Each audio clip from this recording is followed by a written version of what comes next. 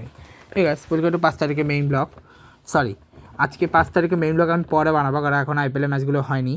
আজকে আমি সবার আগে যে ব্লগটা বানাচ্ছি সেটা হচ্ছে, আজকে আমি তোমাদেরকে দেখাবো, প্রথমেই আমি তোমাদেরকে 5 তারিখে স্পেশালি আজকে আমি ওয়ার্ল্ড কাপের, আমি বলেছিলাম আজকে আমি কয়েকটা স্পেশাল ব্লগ বানাবো।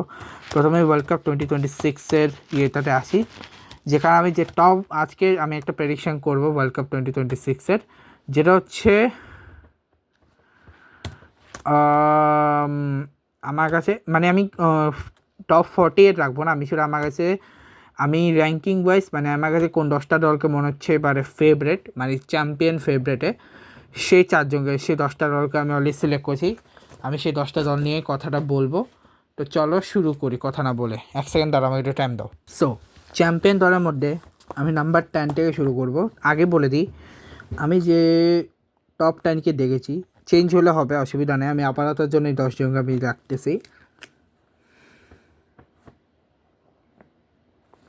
এই 10টা দলের মধ্যে 3টা দল হচ্ছে সাউথ আমেরিকার, আর 1 2 3 4 5 6 7টা হচ্ছে আমার 7টা হচ্ছে আমার ইউরোপের। আনফর্চুনেটলি এই দলগুলোর মধ্যে আমি আফ্রিকান, আচ্ছা আমি আফ্রিকান বা এশিয়ানদের কেন রাখি না, কারণ ওটা আমি আলাদা একটা ভিডিওতে বলবো। ঠিক আছে, ওটাকে আমি কথা মারাচ্ছি, সেটা যখন আমি ওই ব্লগটা বানাবো সেটা আমি কালকে বানাবো 6 তারিখে। আজকের মতো আজকে আমি বানাচ্ছি না, ঠিক আছে। এখন তোমার আমি বলে দিই, আর্জেন্টিনা, আমি যে এই আনফর্চুনেটলি আরও একটা জিনিস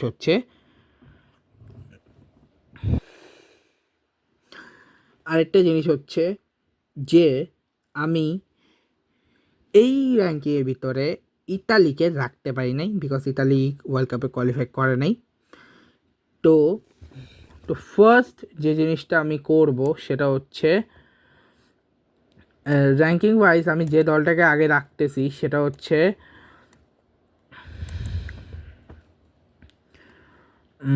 মানে নাম্বার 10-এর হিসেবে, যে দুইটা দল একই গ্রুপে আছে, বেসিক্যালি দুইটা দলই একই গ্রুপে আছে, তো তাই আমি এই দুইটা দলকে একসাথে রাখছি নাম্বার 9 এবং 10-এ। নাম্বার 10 হচ্ছে আমি রেখেছি ক্রোয়েশিয়াকে এই কারণে আমি রেখেছি, বিকজ দুর্দান্ত ফর্ম, তারা গত 2 বিশ্বকাপ খেয়েছে, একটাতে ফাইনাল খেয়েছে, একটাতে সেমিফাইনাল পৌঁছতে গেছে। ব্রাজিলের মতো দলকে তারা চ্যাম্পিয়ন 5বারে, তারা 2টা চ্যাম্পিয়ন দলকে হারিয়ে এসছে। ক্রোয়েশিয়া কোয়ার্টার ফাইনাল, তারা কিন্তু না, সরি, তারা ওইবারে একটাই চ্যাম্পিয়ন দলকে হারাতে পেরেছিল, সেটা হচ্ছে ব্রাজিল 22 বিশ্বকাপে। 18 বিশ্বকাপে তারা কিন্তু 2টা চ্যাম্পিয়ন দলকে, 3টা চ্যাম্পিয়ন দলকে হারিয়ে এসেছিলো। আর্জেন্টিনাকে গ্রুপ স্টেজে, তারপরে হচ্ছে রাউন্ড অফ 16-এর বা কোনো একটা স্পেনের সাথে ছিল ক্রোয়েশিয়া ছিল স্পেনের সাথে, আরেকটাতে ছিল ইংল্যান্ডকে হারিয়েছিল 1966-এর 1970-র চ্যাম্পিয়ন, সেই ইংল্যান্ডকে তারা, 1966-এর ওয়ার্ল্ড কাপের চ্যাম্পিয়ন ইংল্যান্ডকে তারা হারিয়েছিল সেমিফাইনাল 2018-এ, এবং ফাইনালে তারা ফ্রান্সের কাছে হেরেছিল। বাট আমি তাদেরকে এই কারণে ফেভারিট রাখছি না, যে কারণ তাদের ইজিলি আমি তাদেরকে চ্যাম্পিয়ন র্যাঙ্কিংয়ে, যদিও আমি রেটিং ওয়াইজ বলতে গেলে অনেক কিছু বলবো, বাট তাও আমি ক্রোয়েশিয়া স্কোয়াড হিসেবে ওদেরকে আমি নাম্বার 10-এই রাখতেছি। নাম্বার 9 আমি ওই, এবং যে গ্রুপটার আছে সেই গ্রুপের বাকি 3টা দল আছে ইংল্যান্ড, ঘানা এবং পানামা, যার মধ্যে নাম্বার 9 আমি ইংল্যান্ডকে রেখেছি। ঘানা পানামার সাথে ইজিলি কিন্তু ক্রোয়েশিয়া জিতবে, কঠিন হবে ইংল্যান্ড ভার্সেস ক্রোয়েশিয়ার ম্যাচটাই, ওইটাতে যে জিতবে তাকে আমি র্যাঙ্কিং উপর আনবো। আপাতত যে ক্রোয়েশিয়াকে নাম্বার 10 রাখছি, কারণ বর্তমান ইউরোতে তারা খুব একটা ভালো করেনি। এবার আছে ইংল্যান্ড ওয়ার্ল্ড কাপে হয়তো গত বছরও তারা যেতে পারতো, হ্যারিকেন ওই প্যানেলটা মিস না করলে হয়তো গত বছর সেমিফাইনালেও তারা যেতে পারতো, মরক্কোর সাথে হয়তো সেমিফাইনালটা ইংল্যান্ডও খেলতে পারতো, বাট শেষ মুহূর্তে তারা হেরে যায় এবং এলিমিনেট হয়ে যায় ওয়ার্ল্ড কাপ থেকে। দুর্দান্ত খেলেছিল তারা, তার আগে ওয়ার্ল্ড কাপে তারা ফোর্থ হয়েছিল, বেলজিয়ামের কাছে হেরে গেছিলো, ঠিক আছে। বেসিক্যালি আমার মনে হয় একটা জিনিস আমি ভুল করছি, যে আমার নাম্বার 9 বা নাম্বার 10 এদের না রেখে এদের নাম্বার 8 আর 9-এ রাখা উচিত ছিল, কারণ 8-এ জায়গায় রাখছি, তাদেরকে 8-এ রাখার মতো বর্তমান ফর্ম নাই, কিন্তু তাও রেখেছি। 1960 চ্যাম্পিয়নরা আবার চেষ্টা করবে চ্যাম্পিয়ন হওয়ার জন্য, হ্যারি কেইনের লাস্ট চান্স, এরপর আর সুযোগ হয়তো পাবে না। এখন আমি যে দলটাকে রাখতেছি সে দলটার নাম হচ্ছে বেলজিয়াম নাম্বার 8-এ। আমি এই কারণে বেলজিয়ামকে রেখেছি কারণ তার যে গ্রুপটাতে ইজিলি তারা সেখানে 9 পয়েন্ট নিয়ে বেড়ে যাওয়া সম্ভব। সে 3টা দল হচ্ছে যে গ্রুপে, সেই গ্রুপের 3টা দল হচ্ছে ইজিপ্ট, ইরান এবং নিউজিল্যান্ড। যা আমাদের ইরান এখনও ওয়ার্ল্ড কাপ খেলবে কিনা না, ইজিপ্ট আর নিউজিল্যান্ড খেললেও ইজিপ্টও খেলবে, এটা কনফার্ম। নিউজিল্যান্ডও খেলবে, সেটাও কনফার্ম। এখন আসি বেলজিয়াম, ইজিপ্ট, ইরান এবং নিউজিল্যান্ডের যে গ্রুপটা, সে গ্রুপ সম্পর্কে কিছু কথা বলতে, ঠিক আছে? সে গ্রুপ নিয়ে কিছু কথা বলতে, কারণ সে আমি বেলজিয়ামকে মানে 8-এ রাখা উচিত হয়নি, তাও আমি আপাতত 8-এ রেখেছি। কারণ বর্তমান পারফরমেন্স যদি বিচার করি সেই হিসেবে বেলজিয়াম খুব বাজে খেলেছে এসকোস্ট ইংল্যান্ড এবং ক্রোয়েশিয়া গ্রুপ স্টেজ থেকে বাদ পড়েছে। বেলজিয়াম তো তার থেকেও জঘন্যভাবে গত বছর ওয়ার্ল্ড কাপে গ্রুপ স্টেজ থেকে বিদায় নিয়েছিল দলটা। যাকগে, সেসব ছাড়ো। এরপরে যে দলটাকে আমরা রেখেছি তারা হচ্ছে উরুগুয়ে, 2বারের চ্যাম্পিয়ন। আচ্ছা, এইখানে শুধু 2টো দল ছাড়া বাকি সবগুলো, 3টা দল ছাড়া বাকি সবগুলো কিন্তু চ্যাম্পিয়ন দল। ইংল্যান্ড 1বার, উরুগুয়ে 2বার, ক্রোয়েশিয়া আর বেলজিয়াম এক অব্দি একবার জেতানি। জার্মানি একবার তারা সেমিফাইনাল গেছে। বেলজিয়ামে বেস্ট ছিল 2018 ওয়ার্ল্ড কাপের সেমিফাইনাল পর্যন্ত যাওয়া, ফ্রান্সের কাছে তা হেরে গেছিলো। ক্রোয়েশিয়ার বেস্ট ছিল 18 ফাইনাল পর্যন্ত যাওয়া। তার আগে ক্রোয়েশিয়া এর আগেও 2বার তারা গোল্ড জিতছে। তারা স্বাধীনতার পরের যে ওয়ার্ল্ড কাপটা খেলছে সেই ওয়ার্ল্ড কাপে তারা গোল্ড জিতছে, ব্রঞ্জ জিতছে, কিন্তু গোল্ড যেটা কাছাকাছি গিয়েও তারা সিলভার জিতে ফিরছিল সেবার ওয়ার্ল্ড কাপে ফ্রান্সের কাছে হেরে। তবে দুর্দান্ত ছিল ওই ওয়ার্ল্ড কাপে ক্রোয়েশিয়া। ইংল্যান্ডে যেমন ওই ওয়ার্ল্ড কাপে দুর্দান্ত ছিল, বেলজিয়াম ওই ওয়ার্ল্ড কাপে দুর্দান্ত ছিল, একের পর এক ম্যাচ খেলে যাচ্ছিল। এবং তবে গত বছর তাদের সবচেয়ে হার্শ কল হয়ে গেছিলো লুকাকুর ওই একটা গোল মিস করাটা। যে লুকাকুকে আমরা ওয়ার্ল্ড কাপ 18-এ দেখছি, লুকাকু থাকলে অবস্থা খারাপ হয়ে যেত এবং ক্রোয়েশিয়া তো এলিমিনেট হতো। তখন তো এবার বেলজিয়াম আর ক্রোয়েশিয়া দুজনই কিন্তু একই গ্রুপে ছিল এবং দুজনেই ব্রাজিলকে এলিমিনেট করেছে, একজন 2018-তে আর যে 2022-এ। সিম্পল হিসাব। এরপরে যে দলটাকে রাখছি তারা তো বললামই উরুগুয়ে। যাদের গ্রুপের যে দলটা আছে তাদেরকে আমি রেখেছি নাম্বার কতটা সেটা বলতেছি। তাদের গ্রুপের 2টা দলের সাথে তারা ইজি জিতবে, কারণ তারা first match against Saudi Arab, second match against Cape Verde, third ম্যাচে গিয়ে হচ্ছে ওদের দেখতে হবে যেটা গ্রুপ চ্যাম্পিয়ন হবে না গ্রুপ রানার্স হবে। কারণ সৌদি আরবকেও তারা হাতে পাবে, কেপ বার্দেকেও তারা হাতে পাবে। আর সৌদি আরব অলরেডি তারা ফেস করছে 2018-তে, কেপ বার্দেকে প্রথমবার করবে।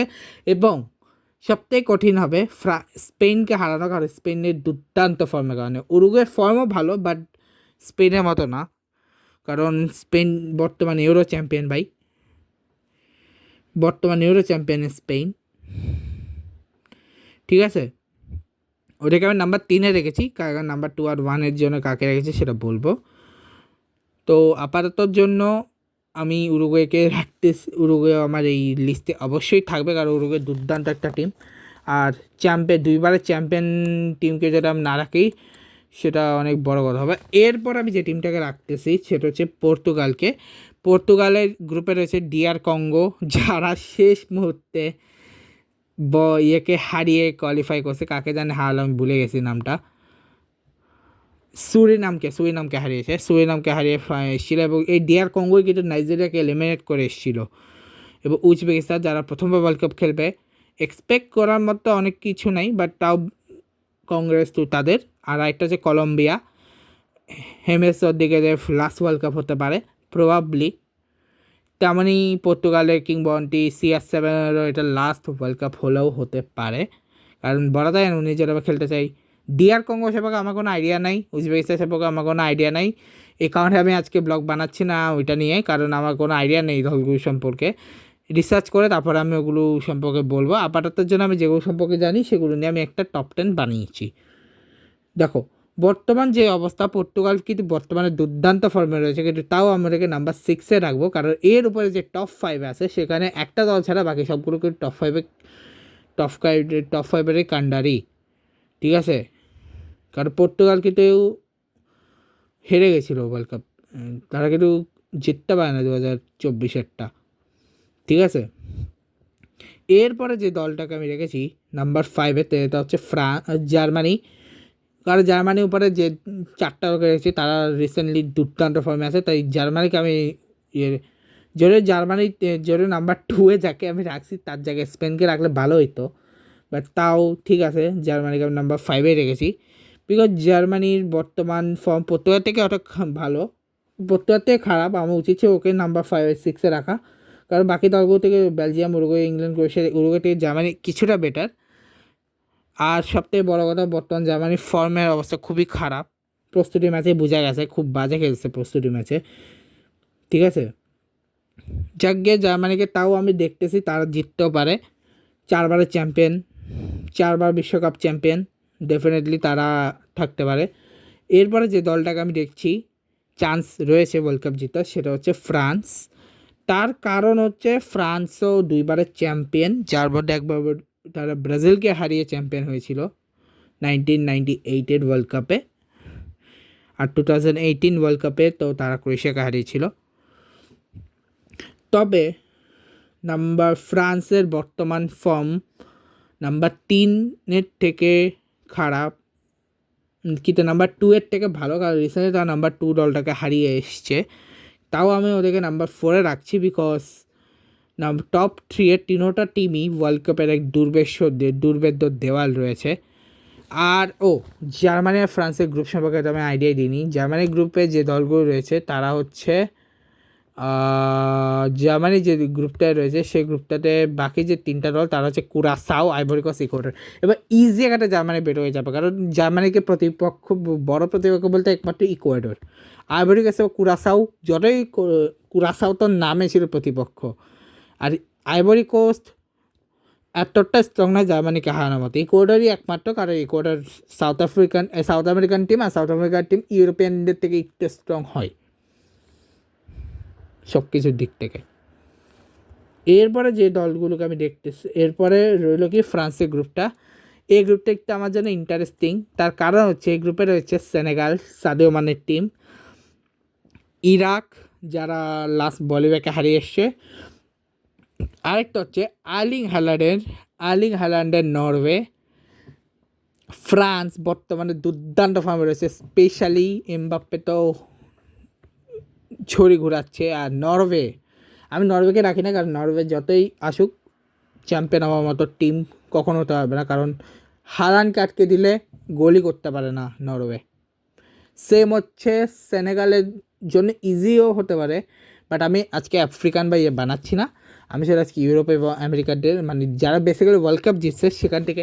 আর আগে বলে দিই, এখান থেকে একটা দল অলরেডি নাই, সেটা হচ্ছে ইতালি থাকলে হয়তো 3টা দলের যে কোনো একটাকে আমি বাদ দিতাম, পর্তুগাল এবং ক্রোয়েশিয়া থেকে যে কোনো একটা দলকে বাদ দিতাম, হয়তো চ্যাম্পিয়ন দলের মধ্যে শুধু, হয়তো চ্যাম্পিয়ন দলের বাইরে তখন শুধু পর্তুগাল থাকতো, বাট যেহেতু ইতালি কোয়ালিফাই করে না তাই আমি ক্রোয়েশিয়াকে রাখছি, না বেলজিয়ামকেও রাখছি, বেলজিয়াম তো চ্যাম্পিয়ন হয় নাই, ভুলে গেছিলাম। যাকগে আমি ওয়েটে আছি লাস্ট ম্যাচের জন্য, নরওয়ের সাথে ম্যাচটার জন্য, সেনেগালের সাথে ম্যাচটার জন্য আছে, because Sadio Mane versus Mbappe দুর্দান্ত একটা ম্যাচ হবে। এরপরে হচ্ছে ফাইনালি স্পেন, যাদের অলরেডি একটা প্রতিপক্ষের কথা বলেছি উরুগুয়ে, যাদের সাথে জেতাটা একটু ইজি হয়ে যাবে, যাদের সাথে হচ্ছে লাস্ট ম্যাচটা হবে এবং সেটার উপর ডিপেন্ড করবে তারা কতদূর যাবে। কেপ বার্দে বা সৌদি আরবের সাথে স্পেন এক সেটা বলতে গেলে কিন্তু আবার মরক্কো থেকেও তা স্ট্রং ছিল, but but but but but but Germany, France এবং স্পেন 3জনের গত বছর ওয়ার্ল্ড কাপ ক্যাম্পেইন, যেটা আমি হিসাব করে পর্তুগাল আর উরুগুয়েটা বলিনি, উরুগুয়ে গতবারে ক্যাম্পেইন ছিল, দুজনে কিন্তু সেম গ্রুপে ছিল গত বছর, পর্তুগাল এবং উরুগুয়ে, এবং ওই গ্রুপের বাকি 2টা দল ছিল সাউথ কোরিয়া এবং ঘানা, এবং সাউথ কোরিয়ার সাথে ফার্স্ট ম্যাচ ড্র করে ঝামেলাটা বাজিয়ে দিয়ে গেছিলো, যে কারণে তারা কোয়ালিফাই করতে পারেনি পরের রাউন্ডে। এরপরে 2টা দলকে জার্মানি, ফ্রান্স, এরপরে কে আছে কাকে বললাম, জার্মানি পর্তুগাল গত বছর কোয়ার্টার ফাইনালে গেছিলো, সুইজারল্যান্ডকে হারিয়ে 6-1 উড়িয়ে গেছিলো, কিন্তু শেষ ম্যাচ তারা মরক্কোর কাছে 1-0 হারায়, এবং তাদের গ্রুপের দলগুলোর নাম আমি ভুলে গেছি। তাদের গ্রুপে সেম ছিল, উরুগুয়ে ছিল, সাউথ কোরিয়া গেছিলো, লাস্ট ম্যাচে তারা সাউথ কোরিয়ার কাছে হেরেছিল, ঠিক আছে গেল।